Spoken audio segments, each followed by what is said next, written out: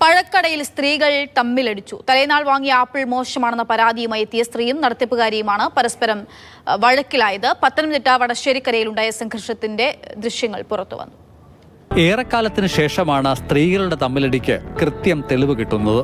വടശ്ശേരിക്കരയിലെ പഴക്കടയിൽ ഈ മാസം 10-ന് ഉച്ചതിരിഞ്ഞ് 2:15 സംഭവം. തലേന്നാൾ വാങ്ങിക്കൊണ്ടുപോയ ആപ്പിളുകൾ അത്രയും മോശമാണെന്ന പരാതിയുമായാണ് 28-കാരി കടയിലെത്തിയത്.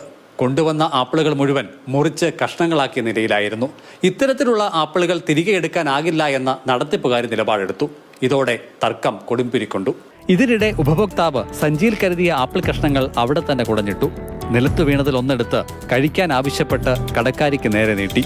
അവരത് വാങ്ങി വലിച്ചെറിഞ്ഞു. പിന്നീടുണ്ടായത് ഒന്ന് കാണേണ്ടത് തന്നെ.